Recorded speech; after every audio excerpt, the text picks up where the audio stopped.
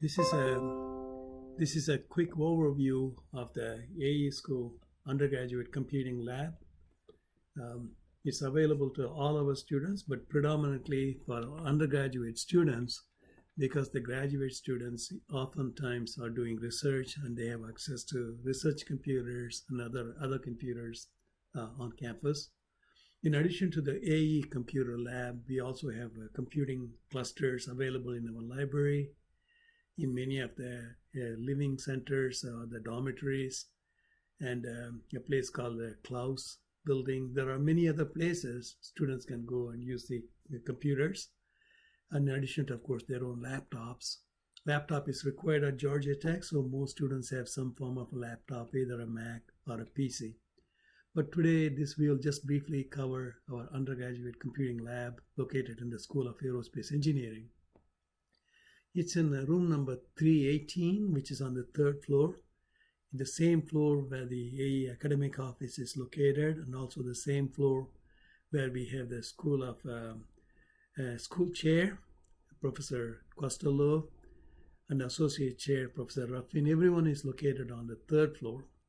The room, in addition to the computers that I will talk about in a minute, also has got a video projector. So the instructor can use the projector to project instruction onto a screen. And then, so it could be used in a class-like setting where people can work together and learn a problem-solving session, or maybe learn a new CFD package, such as a Fluent or ANSYS or OpenFOAM. Also, a group of students can use these projection facilities and computer clusters to work on design competitions, design build fly, and so forth. So this is a very, very quick layout of the lab. There are about 30 to 40 computers at any one time. All of them are Windows-based computers, and they have a Windows 10. They are refreshed overnight. All the software is automatically updated. So every student who has got a Georgia Tech computer ID and account, he or she will be able to log into the system, but predominantly this is for the aerospace engineering students. On this image on the left side, you could see on the top left corner the projector on the wall, and then you have the whiteboard on the right side, so the projector will project onto the whiteboard in the classroom-like settings. The room is also equipped with the 2 large high-speed printers, so if you need to print a document or a report, students do have access to it, and all they have to do is hit a print key, then specify which printer they want to use, and they could do that. The computers have equipped with the following items. It's got the complete Office suite, so Office 365, Microsoft Office, so spreadsheets, Excel, PowerPoint. Equation solvers are available, MATLABs are available, various graphics processing software, network access software such as connecting FTP, PuTTY, secure shell access, you name it, there are all kinds of software available. In addition to these utility softwares, on desktop, students have available to ANSYS, for example, ANSYS Fluent, but other versions of ANSYS, COMSOL under license, Abacus, AutoCAD, SolidWorks, MATLAB, of course, and also LabVIEW. Students may also use a virtual computer from anywhere in campus, even from their dorm or from inside a classroom. So I'm going to very quickly talk about how do these virtual systems look like. Okay. Basically, it's a cloud-based computing system. So I'm going to get out of the computer, the PowerPoint presentation, and switch over to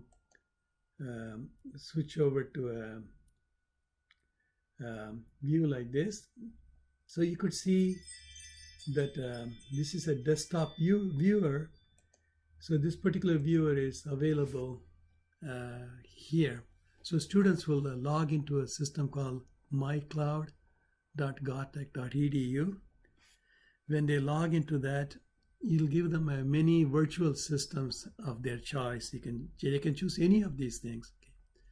We would normally ask them to click on AE 2019 because the AE AE system, software specific to AE.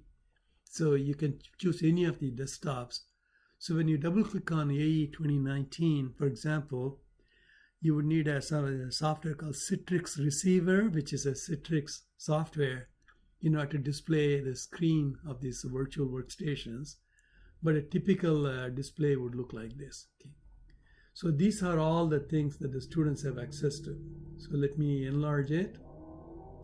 So you could see that they have, in addition to the standard software such as Adobe, AutoCAD, Autodesk, COMSOL, Chemkin, which is a chemically reacting flow.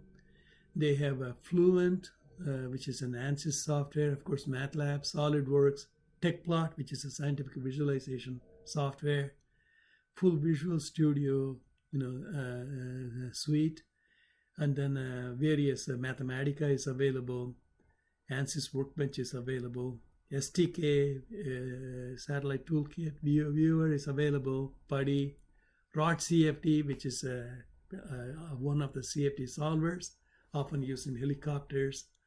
There are several software that students can use it. In addition to using these virtual computers, by the way, because these are virtual computers, things will disappear when you close the window. So even though you're working in a virtual environment, you would save everything on your local thumb drive or a USB drive or on a cloud-based storage. All of our students have a OneDrive, so they have some storage space available that they can use. Let's say students prefer to use their own laptop, then Georgia Tech allows students to freely download the following software. So I'm going to enlarge this a little bit so that we could read the fonts a little bit better. So they will select, they will log into a cluster called software.oit.gautech.edu, log in as a student, then they will affiliate themselves with students. You could affiliate with the faculty, researcher, other options, but this is the student option. So they can download any of these software free of cost to their local desktop or laptop and install it. So printing packages, EndNote, Jump Pro, which is a computer program for statistical analysis. MATLAB for students is freely available. Office 365 is also freely available to students. This is a Fortran compiler. C compiler is available to the students. And also various FTP, virtual private network software for working behind a firewall.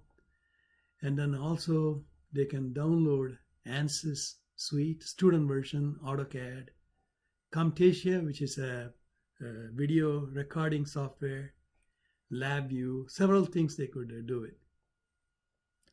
So the students have a variety of software and that they can work with. So they have three choices. Either they can use the ones in our lab, or they can use the one on the cloud-based computing, which is a virtual server, or they can download the software and use it on their desktop or laptop. So this is how our computer system is set up. And in our ABET report, there's a section we have computing resources. So basically I have covered what is mentioned in here in this ABET self-study.